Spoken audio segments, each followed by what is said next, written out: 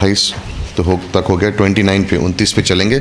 और ये यहाँ पे हम देखते हैं कि लकवा मारे हुए व्यक्ति को की चंगाई है, लेकिन मुख्य ये भी दिखाया गया है किस तरह से उसके पापों को क्षमा की गया है। ओके, सो वर्सेस हैं मत्ती का 9 2 से 8, जल्द से लिख लीजिए। मत्ती 9 2 से 8, मरकुस का दूसरा अध्याय 1 से 12 और लूका 5 17 से 26। ओके, सो मत्ती 8 2 से 8, मत्ती 9 2 से 8, मार्क चैप्टर 2 और 1 से 12 और लूका का 5वां अध्याय 17 से 26। ओके, नाउ इस समय तक घटना में जो यीशु मसीह के जीवन जो इस धरती पे जिया जा रहा था, यहूदियों का जो सैनहीड्रिन का जो काउंसिल होता है, काफ़ी उनके लिए शर्म की बातें हो रही थी, क्योंकि यीशु मसीह ने मंदिर को साफ़ कर दिया था, याद है, और जो भी बाज़ार लगता था वहाँ पे उसको बंद करके उनको सबको निकाल दिया था। तो यहूदी लोग जो थे, जो सैनहीड्रिन था, उनके लिए एक शर्म की बात थी। और उनको अभी एहसास होने लग गया था यहूदियों को कि जो लीडर्स थे, जो सैनहीड्रिन के मेंबर थे, उनको ये एहसास होने लग गया कि ये यीशु मसीह की सेवकाई जो हो रही है, इससे सिर्फ यरूशलेम नहीं लेकिन सारे इज़राइल से लोग आना शुरू हो गए हैं। ये चमत्कार देख के अब लोग नज़दीक आने शुरू हो गए, उनकी बातें सुनकर लोग आना शुरू हो रहे हैं और अब भीड़ बढ़ती जा रही है। तो उनका एक जैसे कहते हैं कमेटी होती थी, और इस कमेटी में जैसे हम जानते हैं जिसको सैनहीड्रिन बोलते हैं, पौलुस भी इसका हिस्सा था। इसमें 71 लोग होते थे, 71 लोग होते थे इस कमेटी में, और इसके अंदर होते थे वो 24 याजक, चीफ प्रीस्ट जिनको कहा जाता है, 24 एल्डर्स होते थे, 22 स्क्राइब होते थे और उच्च याजक। ये टीम बनकर 71 मेंबर्स की जूइश कमेटी होती थी सैनहीड्रिन की, कि इज़राइल के अंदर किस तरह से क्या होगा, कौन से नियम है, क्या कानून है, कौन क्या कर रहा है, ये सब उसके अंदर होता था। नाउ किस तरह से अगर कोई नाम किसी का हो रहा है या पॉपुलैरिटी में बढ़ रहा है, तो दिखाने के लिए कि ये सच्चा परमेश्वर की ओर से मनुष्य है या सिर्फ एक झूठा व्यक्ति है, 3 तरीके के उनके स्टेज होते थे। फर्स्ट वो लोग क्या करते थे, कोई स्क्राइब या कोई फैरिसी को भेजते थे देखने के लिए कि ये आदमी क्या बोल रहा है, क्या सिखा रहा है, या ये चमत्कार कैसे कर रहा है। जब पहले स्टेज में जाएंगे तो ये सिर्फ ऑब्जर्व करेंगे, देखने के लिए कि क्या हो रहा है। इस स्थान पर जो व्यक्ति जाएगा देखने के लिए कि क्या घटना, समझो एग्जाम्पल दिया कि यीशु मसीह प्रचार कर रहा है, अब लोगों को पता चल रहा है इस सैनहीड्रिन में कि ये आदमी कह रहा है कि ये मसीहा है, अब ये कह रहा है कि चमत्कार कर रहा है, मंदिर में आके कहता है ये मेरे पिता का घर है, तो ये कह रहा है कि ये परमेश्वर की ओर से, तो हमें इन्वेस्टिगेट करना है, देखना है कि ये सच है कि झूठ। तो 3 स्टेप है। फर्स्ट हम लोग क्या करेंगे, पहले किसी स्क्राइब या फैरिसी को भेजेंगे देखने के लिए, वो सिर्फ जब कोई वो सिखा रहा है या चमत्कार हो रहा है तो सिर्फ चुपचाप खड़ा होकर देख रहा होगा। सेकेंड स्टेज में लोग क्या करते थे कि उस टीचर या जो अपने आप को भविष्यवक्ता कह रहा है उसको जाकर उसको सवाल पूछते थे, और फिर उससे सवाल पूछने के बाद उनको जो पता चलता था वो जाके सैनहीड्रिन को फिर से बताते थे। और तीसरे स्टेज में आता था, अब सैनहीड्रिन सारे देश को बताएगा कि ये असली है या नकली है। ये समय में, अब इस समय में इस घटना के अनुसार ये ऑब्जर्वेशन स्टेज अब शुरू हो रहा है। अब ये लोग यीशु मसीह के पीछे पीछे जाएंगे, चुपचाप खड़े होकर देखेंगे कि ये कर रहा क्या है और बोल रहा क्या है, और वो जाके फिर सैनहीड्रिन को बताएंगे। फिर वो सेकंड लेवल शुरू होगा जहाँ पे और फैरिसी और स्क्राइब आएंगे, याजक आएंगे, उसको पूछेंगे ये आप क्या सिखा रहे हो, कहाँ से सीखा है, मूसा, याद है बाद में हम देखेंगे, लोग पूछे थे ना, मूसा कि नियम के अनुसार एक आदमी मर गया, उसकी बीवी थी, 7 भाइयों ने किया शादी, तो स्वर्ग में पुनरुत्थान के बाद किससे शादी करेगी। अलग अलग सवाल पूछेंगे देखने के लिए उसकी टीचिंग करेक्ट है या कहाँ से बोल रहा है या क्या है। मकसद क्या है, देखने के लिए कि ये सही शिक्षक है, झूठा है, सही सिखा रहा है, अलग तो नहीं सिखा रहा है, इनको अलग दिशा में तो नहीं लेके जा रहा है। ओके, सो घटना नंबर 29 में हम मत्ती से फॉलो करेंगे, और 2 से 8 तक कोई पढ़ सकता है, ज़रा जल्द से पढ़ ले। एक्चुअली लूक से करते हैं, लूक से ज़्यादा इजी हो जाएगा। लूक 5 पे चलिए, थोड़ा 1-2 डिटेल्स वहाँ पे हैं जो मैथ्यू में नहीं है, बट लूका 5 17 से 26। एक दिन ऐसा हुआ कि वह उपदेश दे रहा था और फरीसी और व्यवस्थापक वहाँ बैठे हुए थे। ओके, सो फरीसी और व्यवस्थापक वहाँ बैठे हुए थे। क्यों बैठे थे? अब उन्होंने इन्वेस्टिगेट करना शुरू कर दिया, ये क्या सिखा रहा है। ओके, सो इसलिए ये लोग वहाँ पे ऑलरेडी पहुँच गए हैं एक स्थान पर, उनको पता है ये यहाँ पे आके सिखाने वाला है, तो उन्होंने वहाँ पहुँचना शुरू कर दिया, अभी वहाँ पे बैठे हुए हैं। सॉरी, आगे बढ़िए। जो गलील और यहूदियों के हर एक गांव से और यरूशलेम से आए थे और चंगा करने के लिए प्रभु की सामर्थ उसके साथ थी। ये वर्ड को अंडरलाइन कर लो, चंगा करने के लिए प्रभु की सामर्थ उसके साथ थी। ये हमारे लिए जानना बहुत ज़रूरी है और ये हमें याद रखना ज़रूरी है। प्रभु की सामर्थ चंगा करने के लिए हमेशा तैयार होता है, हमेशा रहता है। सॉरी, आगे बढ़। हाँ, उस समय कई लोग एक मनुष्य को जो लकवे का रोगी था हाट पर लाए और वे उसे भीतर ले जाने और यीशु के सामने रखने का उपाय ढूंढ रहे थे, पर जब भीड़ के कारण उसे भीतर न ले जा सके तो उन्होंने छत पर चढ़कर और खपरेल हटाकर उसे खाट समेत बीच में यीशु के सामने उतार दिया। तो जब वर्ष नंबर 17, 18 और 19 को देखोगे तो यहाँ पे इंटरेस्टिंग एक चीज़ हो रही है कि यीशु मसीह बैठ के सिखा रहे हैं, तैयार है चंगाई करने के लिए। ओके, अभी तक हमने सुना नहीं था कि फरीसी और शिक्षक बैठे हुए जब यीशु मसीह सिखा रहा है। अब सडनली यहाँ से आप देखना शुरू करोगे कि फरीसी और शिक्षक भी आके बैठने लगे हैं। इसलिए नहीं कि वो सीखना चाह रहे थे, इसलिए कि वो देखना चाह रहे थे ये सिखा रहा क्या है। उनका मकसद अलग था, राइट, उनका मकसद अलग था। ये इन्वेस्टिगेट, खोज करने आए थे, कि देखने आए थे कि ये क्या सिखा रहा है। और अब आप देखोगे उनको यहाँ पर वो एक शब्द भी नहीं बोलते हैं। इस स्थिति में, इस परिस्थिति में वो चुप रहेंगे, कुछ नहीं बोलेंगे, क्योंकि अभी सिर्फ वो देख रहे हैं, अंदाज़ा लगा रहे हैं कि ये कर रहा क्या है, उसके हिसाब से कर रहे हैं। यीशु मसीह को सवाल नहीं पूछेंगे। लेकिन सोचने की बात है, यीशु मसीह को पता है वो लोग वहाँ पे किस लिए, उसे पता है, इसलिए जानबूझ के वो कार्य करेगा ताकि वो आके सवाल पूछना शुरू करें। ओके, जानबूझ के वो कार्य करेगा ना। अगली वर्ष नंबर 18 और 19 को जब देखते हैं तो ये मैं सोचता हूँ कि एक इस पंक्ति को मैं सोचता हूँ, ये 4 दोस्तों के विश्वास के बारे में सोचता हूँ मैं। वो आदमी बीमार है, लेकिन ये 4 दोस्त कौन से लेवल तक जा सकते हैं उसको करने के लिए। मैं बिस्तरे पे उसको उठा के ले आए। तो फर्स्ट यानी उन्होंने सोचा होगा या सुना होगा कि ये सामर्थ्य या जो आदमी अपने आप को यीशु मसीह या परमेश्वर कह रहा है, ये चंगाई दे सकता है। तो फर्स्ट उनका विश्वास वही है। इसलिए आई थिंक 18वीं 17वीं पंक्ति में लिखा है कि परमेश्वर का सामर्थ्य चंगाई करने के लिए वहाँ पे था। कहने का मतलब ये था, जो विश्वास से आएंगे वो चंगाई पा लेंगे, जो विश्वास से नहीं आएंगे उनको कुछ नहीं मिलेगा। सामर्थ वहीं पे है। तो ये 4 दोस्त अपने दोस्त को खटिए पे उठा के ला रहे जिसको लखवा हुआ है। तो यानी इन 4 के अंदर उतना विश्वास था कि अगर हम इसको यीशु के पास लाएं तो ये ठीक हो जाएगा। तो उनके अंदर विश्वास था, उस व्यक्ति के अंदर था कि नहीं, थोड़ी देर में पता चल जाएगा, राइट। और देखते हैं उसको कि उसको ला के यीशु के सामने रख दिया जाए। और ये हमारे जीवन के लिए भी सिंपल सी चीज़ है, लेकिन हमें याद रखना है कि मेरी कठिनाई है, मेरी जो प्रॉब्लम्स हैं वो मुझे यीशु के सामने रखनी है। इसलिए पहला पत्रस 5:7 में लिखा कि अपनी चिंता यीशु को दे दो, यानी उसके सामने रखो। ऑफ कोर्स हम लोगों को, दोस्तों को और हमारी चर्च मेंबर्स को बोलते हैं प्रार्थना करने के लिए, लेकिन व्यक्तिगत रूप से फर्स्ट मेरा क्या है, मुझे यीशु के सामने उसको रखना है। ये प्रॉब्लम यीशु के सामने मुझे रखती है। जब उनको कोई रास्ता ना मिला उसको अंदर ले जाने का, तो घर के ऊपर चले गए। लाइक व्हील चेयर नहीं था, कुछ नहीं था, करेक्ट। और मैं सोच रहा हूँ इसके 4 दोस्त हैं, ये 4 दोस्त सोच रहे हैं कि यीशु मसीह इसको चंगाई देगा। पता नहीं कितनी, यहाँ पे लिखा नहीं कि कितनी दूर से आए, कफरनहूम में वापस आ गया हो, लेकिन कितनी दूर से आए हैं, कहाँ से उसको लाए हैं, ये कहीं पे भी लिखा नहीं। क्या वो पास के गांव से था या कहीं दूर से था, हमें पता नहीं है। बट लेकर आना इम्पोर्टेंट था, और कितनी दूर से आए हमें पता नहीं है। और इनकी सोच, इनकी किस तरह से इनका विश्वास है, और ये घर भरा हुआ है।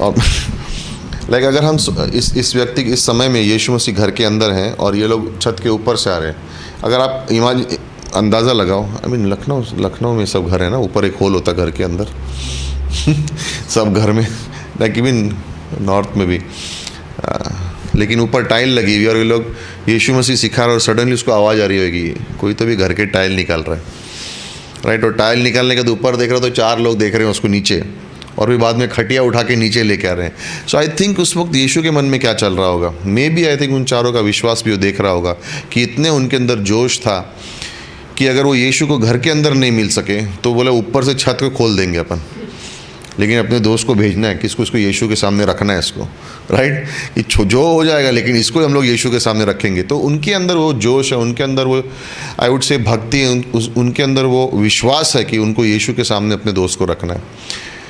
नोट करने की बात है ना कि वो चारों अपने लिए नहीं आए, किसी और के लिए आए, किसी और को लेके आए। जब हम सुसमाचार प्रचार करने जाते हैं तो हम कितने भी जाएं, एक जाए या दो जाए, बट एक्चुअली हम लोग कोशिश क्या कर रहे हैं कि उसको यीशु के सामने किसी को लेके जाएं। पर्चा देने के बाद भी हम गॉस्पल जब शेयर करते हैं तो हम एक्चुअली क्या कर रहे हैं, यही कर रहे हैं। हमारे अंदर विश्वास है, हम उसको कह रहे हैं तू भी ठीक हो जा, अपने पापों से मुक्ति पा ले, तू भी चंगाई पा ले, तू भी अंधकार के राज्य से उजाले के राज्य में आ जा, तेरा भी उद्धार हो जाए। बेसिक आइडिया यही है। और यहाँ पे ये चार दोस्तों का विश्वास है एंड और उसको मैं कभी कभी सोचता हूँ कि मतलब इमेजिन यीशु मसीह के मैसेज प्रीचिंग के टाइम में भी कोई लोग उसको डिस्टर्ब कर रहे थे, बट फेथ का डिस्टर्बेंस था तो ठीक है।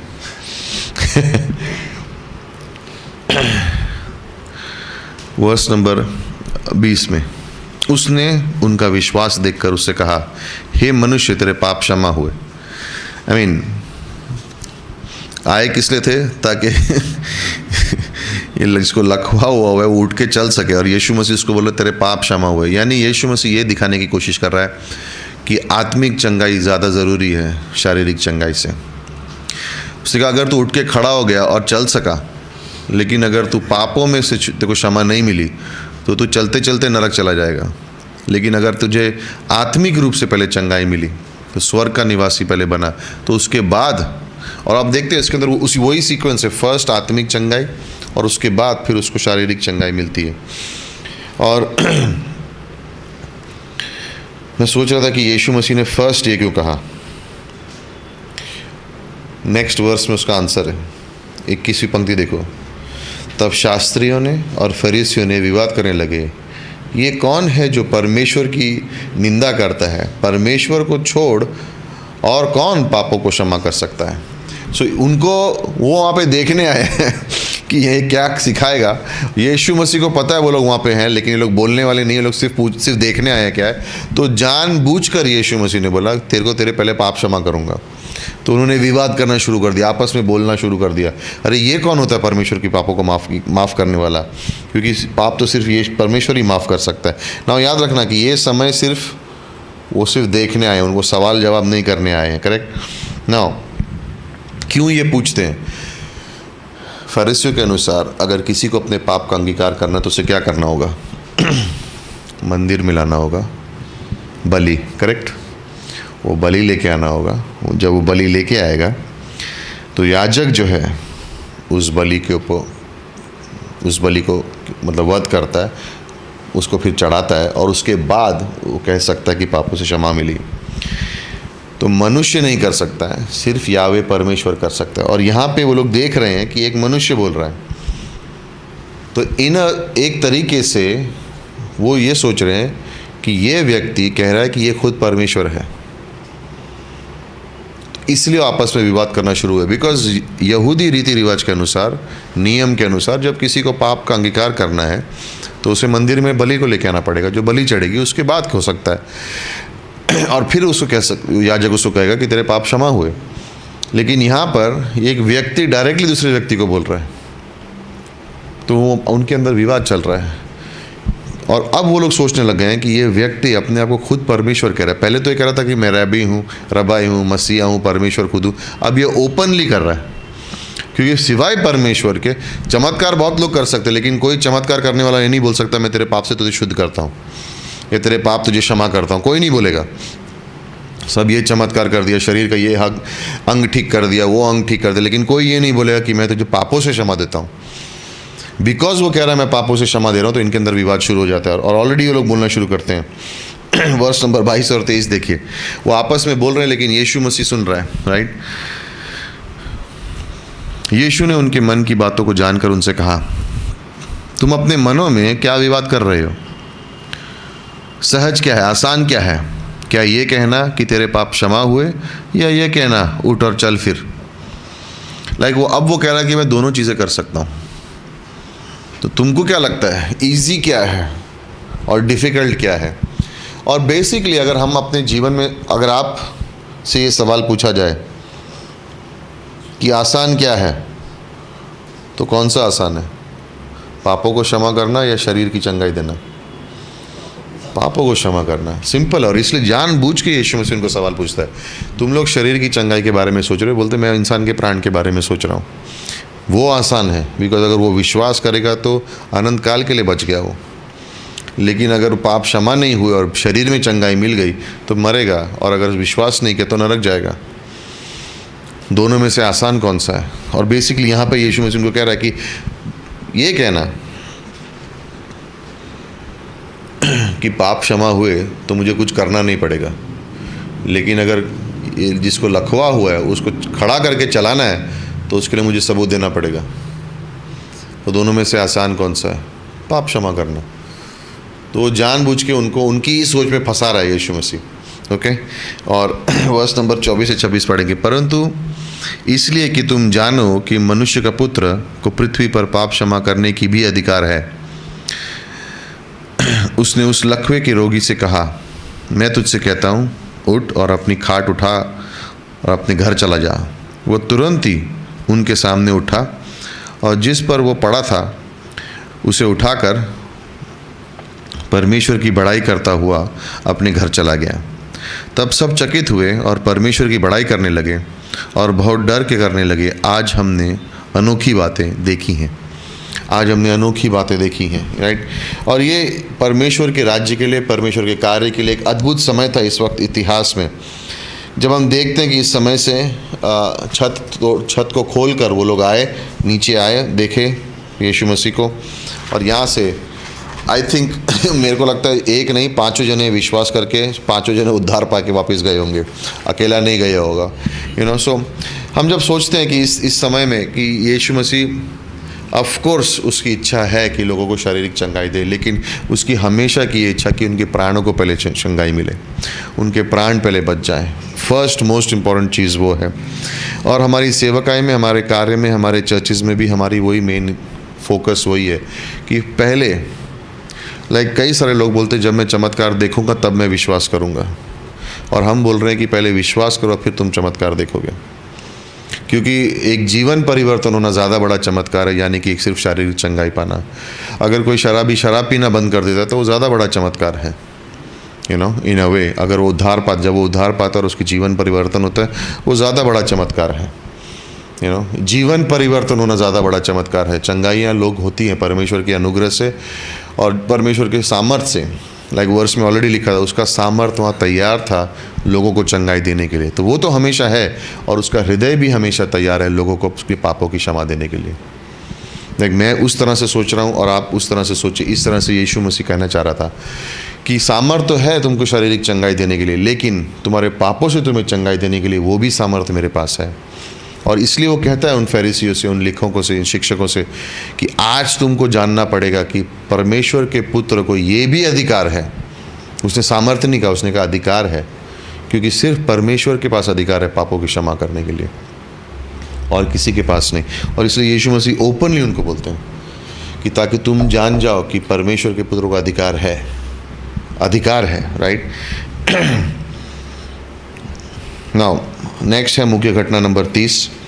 ये मत्ती की बुलावट है, और यहाँ पे आप देखोगे यहाँ पर सवाल जवाब करने का समय शुरू हो जाएगा। वो लोग अब सवाल पूछना शुरू कर देंगे। ओके, मत्ती की बुलावट, मुख्य घटना नंबर 30, और ये मिलेगा आपको मैथ्यू चैप्टर 9 से 17।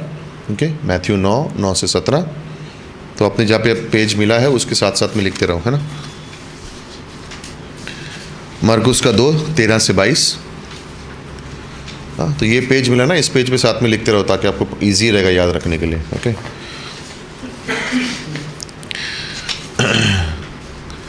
और लूका 5 27 से 29।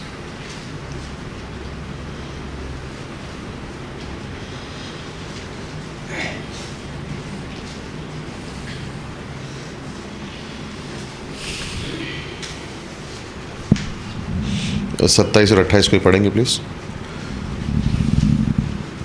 एक्चुअली हाँ 27 और 28, लूका 5।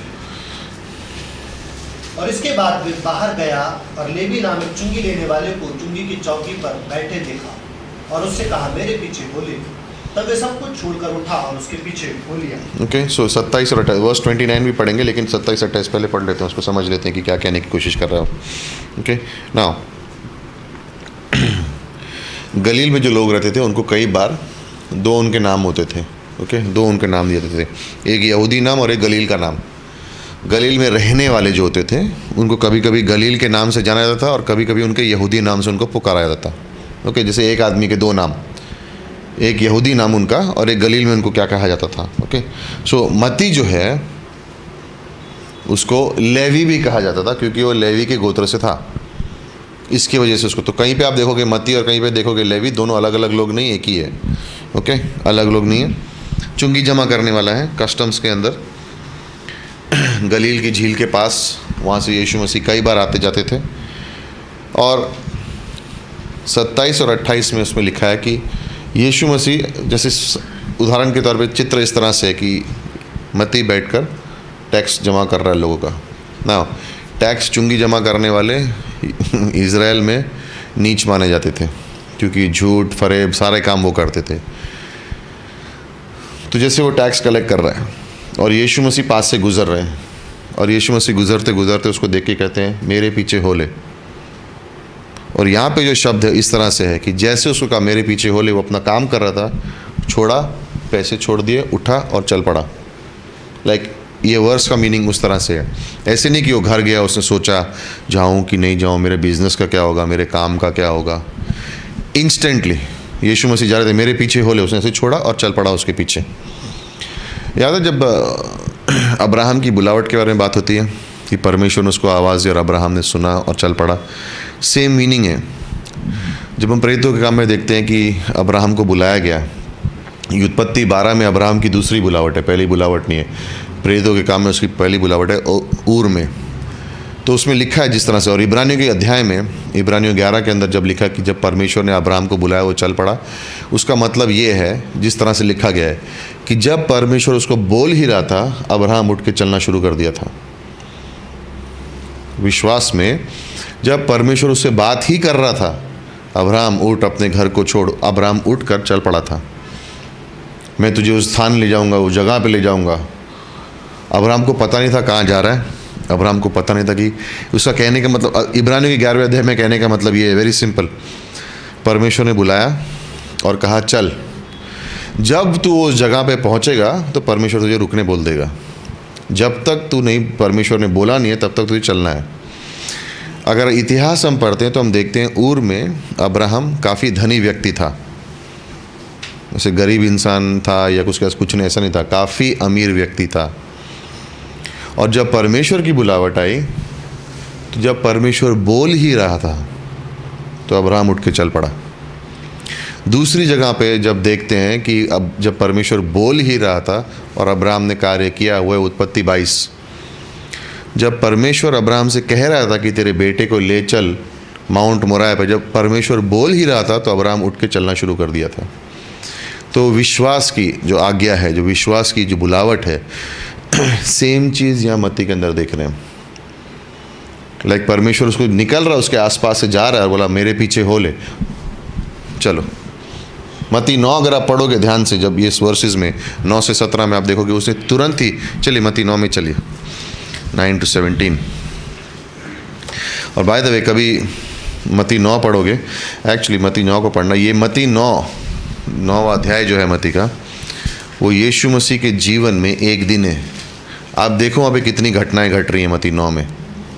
जब आप ध्यान से पढ़ोगे मैथ्यू चैप्टर 9, ये यीशु मसीह के जीवन का एक दिन है। एक दिन में ये सब कुछ कर रहा है। और आप देखोगे जहाँ जहाँ यीशु मसीह कार्य कर रहा है, वहाँ वहाँ शैतान बीच में आने की रुकावट डालने की कोशिश कर रहा है।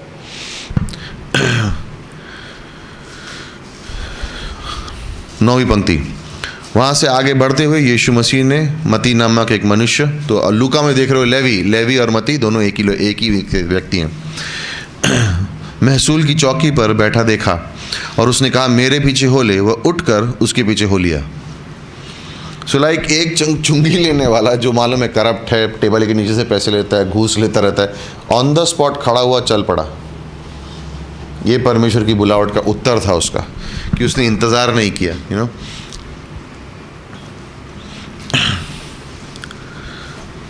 वापस लूक चैप्टर 5 में मैं वापस जा रहा हूँ उस पोर्शन के ऊपर।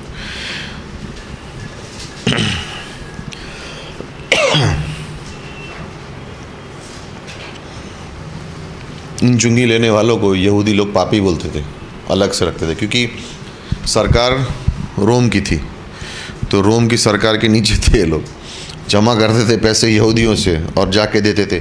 इन लोगों को यहूदी मंदिरों में आना अलाउड नहीं था, उनको बाहर रखा था। लाइक सिनेगॉग के अंदर उनको एंट्री नहीं थी, क्योंकि ये पापी क्लासिफिकेशन में। पापी कहने का मतलब है नियम तोड़ने वाले। जैसे चरवाहों को ये लोग तुच्छ समझते थे, वैसे टैक्स कलेक्टर को भी तुच्छ समझते थे, ओके, तुच्छ समझते थे, ओके। और वैश्याओं को कभी कभी टैक्स कलेक्टर को, चरवाहों, शेपर्ड्स को कभी कभी, और जो लुटेरे होते थे हाईवे पे लूटने वाले, ये सब को पापियों की क्लासिफिकेशन में डाला हुआ था। और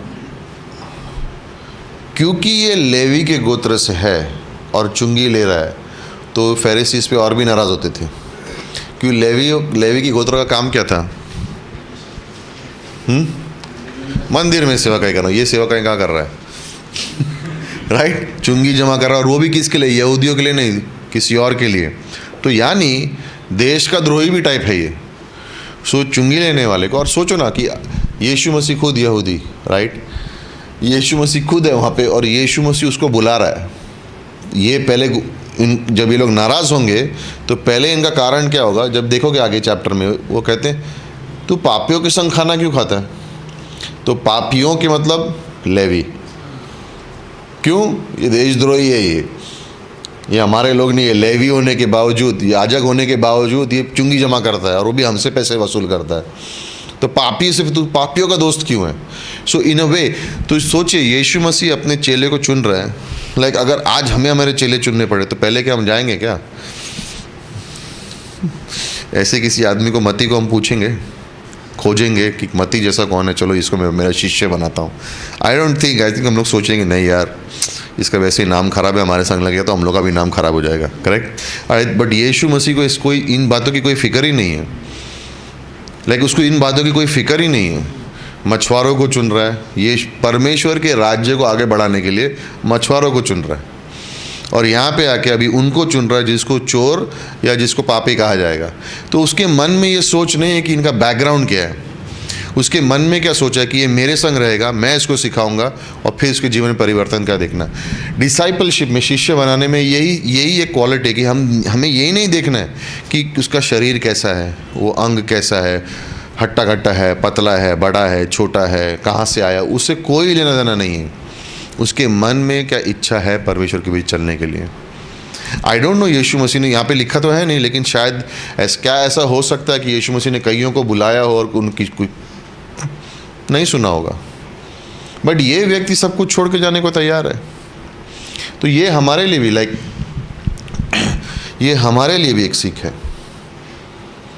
कि उसकी बुलावट पे हमें जवाब किस तरह से देना है। कई सारी बुलावट है, परमेश्वर हर एक अलग अलग कार्य के लिए हमें बुलाएगा, और जब वो बुलाता है तो इस तरह से जवाब देने का ये तरीका है, तुरंत ही ना। ये मैं नहीं कह रहा हूँ कि यीशु मसीह आपके सामने से गुजरेगा और आपको बोलेगा मेरे पीछे हो ले, ओके। लेकिन जब आप कलीसिया में हो तो वचन आपसे बात करेगा, पवित्र आत्मा आपको मन में शांति देगी, और कलीसिया के अंदर आपको गवाही मिलेगी। ये तीन चीज़ें हमेशा लाइन में जाएंगी। वचन, पुलपिट से आवाज़, पवित्र आत्मा आपको बोल रहा है, वो आपके मन में शांति देगा और कहीं ना कहीं दरवाज़ा खुलेगा। जब ये तीन चीज़ें आप देखोगे कि आपके जीवन में लाइन में आ रही है, तो आप एकदम विश्वास से कदम उठा सकते हो कि परमेश्वर ने बुलाया है। यहाँ पर मत्ती के एग्जाम्पल में वो आगे देखकर आगे परमेश्वर ने बुलाया है, उस तरह से उठ के वो चल के तैयार होना शुरू हो जाता है, ओके। नाउ वर्स नंबर 29 में देखिए, तब लेवी ने अपने घर में उसके लिए एक बड़ा भोज रख दिया, और चुंगी लेने वाले की ओर अन्य लोगों को जो उसके साथ भोजन करने बैठे थे एक बड़ी भीड़ थी। ओके, एक बड़ी भीड़ थी। वर्ष नंबर 30 में देखिए क्या लिखा है। इस पर फरीसियों ने उनके शास्त्री उसके चेलों से ये कहकर कुड़कुड़ाने लगे, तुम चुंगी लेने वाले और पापियों के साथ क्यों खाते पीते हो? वो भी बाय द वे उधर ही बैठे थे। लेकिन कौन है वहाँ पे? फरीसी। और कौन लोग हैं वहाँ पे? शास्त्री। अब वो लोग कुड़कुड़ा रहे हैं, पीछे बड़बड़ कर रहे। पहले कुछ नहीं बोल रहे थे, लेकिन पहले जब गए इन्वेस्टिगेट करने तो तभी बहुत बड़ा झटका लग गया। परमेश्वर ने कहा माफ़, तुम्हारे पाप मैं माफ़ करता हूँ। अब उसने एक लेवी को उठाया है जो चुंगी लेने वाला, और उसे घर में खाना खाने आया है। और यहाँ पे लोग बोल रहे हैं अब इसके घर में खाना खाने भी आ गए तुम लोग। लाइक हम यहूदी तो कभी नहीं करेंगे ये, हम तो कभी भी ये सब नहीं कर सकते हैं। ओके, वो उनका कहने का मतलब था कि इतने गिरे हुए इंसान को तुम्हारा शिष्य, तुम्हारा गुरु इतने गिरे हुए इंसान को कैसे चुन सकता है ये परमेश्वर कार्य करने के लिए? ना ये लीगलिज्म जो हम कहते हैं ना, रूढ़िवादी, ये इसका एग्जाम्पल है। नियम और कानून ये दिखाने के लिए कि ये व्यक्ति काबिल है या नहीं है। हम विश्वास करते हैं अनुग्रह में, तो अनुग्रह के अनुसार हर एक व्यक्ति काबिल है परमेश्वर की सेवकाई करने के लिए। हर एक व्यक्ति, क्या परमेश्वर की हर एक व्यक्ति के लिए योजना है? क्या हर एक व्यक्ति के लिए परमेश्वर की एक मकसद है? वो तो कैसे पता चलता है? यिर्मयाह चैप्टर 1 वर्स 5। यिर्मयाह चैप्टर 1 वर्स 5। अगर आपने वो वर्स नहीं पढ़ा तो उसे मुड़ की तरह जल्द से वो वर्स पढ़ लीजिए। यिर्मयाह चैप्टर 1 वर्स 5। ये वर्स आपको हमेशा याद रखना चाहिए। यिर्मयाह चैप्टर 1 वर्स 5। गर्भ से रचने से पहले ही मैं तुझ पर जीत लगाया और उत्पन्न होने से पहले ही मैंने तेरा अभिषेक किया। मैंने तुझे जातियों का भविष्यवक्ता ठहराया। तो ये यिर्मयाह के लिए जातियों का भविष्यवक्ता ठहराया, उसको बचपन में उसके पैदा होने पे पता चल गया। लेकिन कब पता चला? वर्ष में क्या लिखा है? तेरे गर्भ में रचने से पहले, गर्भ में रचने से पहले परमेश्वर ने उसको ठहरा दिया था कि वो क्या होगा। तो यानी इसका मतलब है आज भी जो भी व्यक्ति कहीं पर भी पैदा होता है, परमेश्वर की उसके लिए एक योजना है। जब वो सुसमाचार सुनेगा तो उस योजना को पूरा कर पाएगा। जब विश्वासी बनेगा, विश्वासी बनने के बाद उसको लवी की तरह, मती की तरह उस बुलावट को हाँ बोलना पड़ेगा और फिर मसीह के पीछे चलना पड़ेगा। ऑटोमेटिकली नहीं हो जाएगा। यिर्मयाह के जीवन में देखोगे तो यिर्मयाह भी युवक था जब उसको परमेश्वर ने कहा कि तुझे संदेश प्रचार करना होगा, लेकिन 40 वर्ष तक तेरा मैसेज कोई नहीं सुनेगा, तो अपना मुंह पत्थर की तरह कर ले, क्योंकि जब तू प्रचार करेगा तो उल्टा बोलेंगे तुझे वो लोग और तेरी बात नहीं मानेंगे। अगर आपको बोल दिया, मुझे बोल दिया जाए कि 40 वर्ष जा इधर प्रीच कर, कोई सुनने वाला नहीं है, मैं नहीं जाऊंगा। लाइक यू नो, अनलेस परमेश्वर मुझे मन में शांति दे, वो बात अलग है। बट मुझे कोई बोले 40 वर्ष सेवकाई और कोई नहीं तेरी आवाज़ सुनेगा, मैं नहीं जाऊंगा। बट यहाँ परमेश्वर ने उसको प्रोत्साहन दिया शुरुआत में। तो सोचिए ना, सेवकाई होने से पहले परमेश्वर प्रोत्साहन देता है। सेवकाई शुरू होने से पहले परमेश्वर योजना बता देता है। सेवकाई शुरू होने से पहले वो आपके मन में शांति देता है। इसलिए पवित्र आत्मा की सेवकाई और पवित्र आत्मा का कार्य हमारे जीवन में बहुत महत्वपूर्ण है। हम पवित्र आत्मा को ज़्यादा शोकित नहीं कर सकते, मतलब शोकित कर ही नहीं सकते हैं। अगर मैं पवित्र आत्मा से परिपक्व नहीं हूँ तो मैं उसको अगर शोकित कर रहा हूँ या पवित्र आत्मा के कार्य के अंदर मैं सफलता नहीं ला रहा हूँ, बीच में रुकावट बन रहा हूँ, तो मैं परमेश्वर की आवाज़ और उसकी बुलावट को ठीक से नहीं सुन पाऊँगा।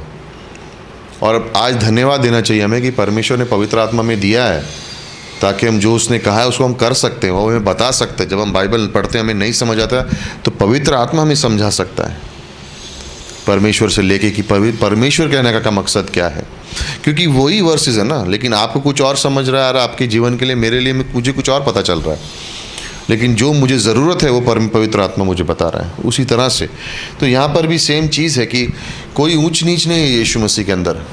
कोई ये धनवान है, कोई नहीं धनवान है, कहीं पे ये कैसे सेवकाई कर पाएगा, वो कैसे सेवकाई कर पाएगा, उसके बारे में कोई नहीं है। अनुग्रह से हम सबके जीवन में बुलावट है। अनुग्रह के द्वारा हम सबके जीवन में एक योजना है परमेश्वर की, और उसको हमारे गर्भ में होने से पहले परमेश्वर ने ठहरा दिया था। हमें सिर्फ विश्वास करके उसके बताए गए मार्ग पर, जो जिस तरह से हम प्रार्थना में और हमारी बाइबल की रीडिंग में और बाइबल कॉलेज में जब हम सीख रहे हैं, तो हमें सिर्फ उसको हाँ बोलना है, सिर्फ उसको हाँ बोलना है, जो वो हमें दिखा रहा है उसको सिर्फ हाँ बोलना है। ओके, सो वर्स नंबर 31। फिर यीशु ने उनको उत्तर दिया, वैद भले चंगे के लिए नहीं परंतु बीमारियों के लिए आवश्यक हैं। मैं धर्मियों के लिए नहीं परंतु पापियों के मन को फिराने के लिए बुलाने आया हूँ। लाइक उसने अपना मिशन स्टेटमेंट भी क्लियर कर दिया। तुम फैरिसी, तुम अपने आप को समझते हो कि तुम चंगे ऑलरेडी हो, मैं तुम्हारे लिए आया ही नहीं हूँ। जो लोग सोचते हैं कि वो बीमार है उनके लिए मैं आया हूँ। डॉक्टर किसी अच्छे आदमी के पास नहीं जाता, डॉक्टर उसके पास जाता है जो बीमार है, बोलते मैं भी पापियों के लिए आया हूँ, तुम्हारे लिए नहीं आया हूँ।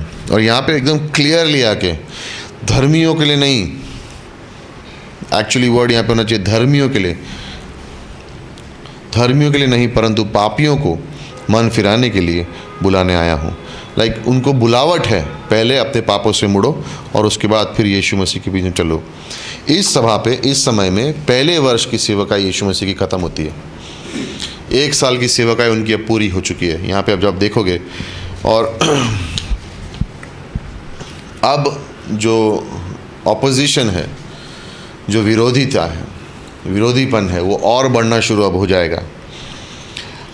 यूहन्ना जो बपतिस्मा वाला, वो जेल में डाला गया है, और यहाँ पर ये जो धर्मी लोग हैं, यहूदी धर्मी के जो लोग हैं, ये अब यीशु मसीह के खिलाफ अपना विरोध और बड़ा करना शुरू कर देंगे। ये पिछला साल अगर आप ध्यान से देखो, ये मुख्य घटना के अंदर अगर आप ध्यान से देखो, तो जुडेया यर्दन नदी के पास यीशु मसीह ने कई सारी सेवकाई की है।